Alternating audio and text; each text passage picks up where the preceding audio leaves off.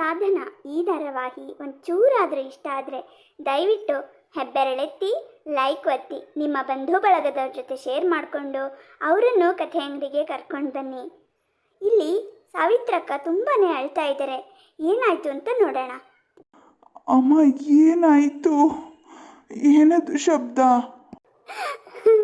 ನಿನಗೆ ಟವೆಲ್ ಕೊಟ್ಟು ಬರೋಷ್ಟರೊಳಗೆ ಇವಳು ಬಿದ್ದೋಗ್ಬಿಟ್ಟಿದ್ಲು ಕಣ. ತುಂಬಾನೇ ಅಳ್ತಾ ಇದ್ಲು.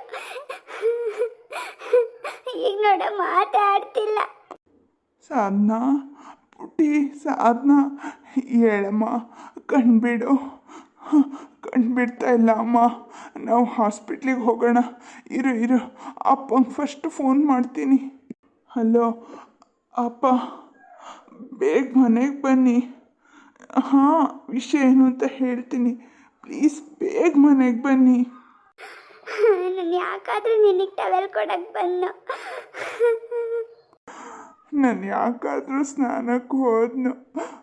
ಹಾಗೆ ಆದರೂ ಸ್ಕೂಲಿಗೆ ಹೋಗ್ಬೋದಿತ್ತು. ಸ್ನಾನಕ್ಕೆ ಹೋಗಿದ್ದಕ್ಕೆ ಇಷ್ಟೆಲ್ಲ ಆಯಿತು. ಸಾಧನಾ, ಪುಟ್ಟ ಸಾಧನಾ, ಏನಾಯ್ತು? ಏನಾಯ್ತು ಮಗುಗೆ? ಅಪ್ಪ, ಅದನ್ನೆಲ್ಲ ದಾರಿಲಿ ಹೋಗ್ತಾ ಹೇಳ್ತೀನಿ. ಮೊದಲು ಹಾಸ್ಪಿಟ್ಲಿಗೆ ಹೋಗೋಣ.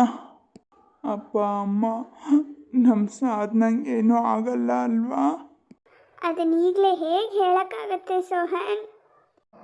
ನೀವಿಬ್ಬರು ಹೀಗೆ ಧೈರ್ಯ ಕಳ್ಕೊಂಡ್ರೆ ನಾನು ಏನು ಮಾಡಲಿ? ಈಗ ಏನಾಗುತ್ತೋ ಅದನ್ನ ನಾವು ಎದುರಿಸ್ಬೇಕು. ಸ್ವಲ್ಪ ಧೈರ್ಯದಿಂದ ಇರಿ.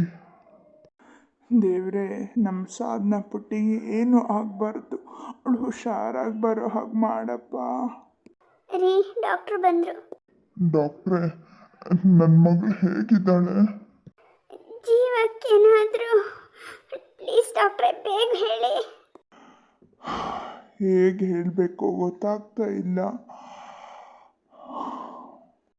ಅಂದರೆ ಅವಳ ಜೀವಕ್ಕೆ ಇಲ್ಲ, ಹಾಗನ್ಬೇಡಿ ಡಾಕ್ಟ್ರೆ, ಪ್ಲೀಸ್.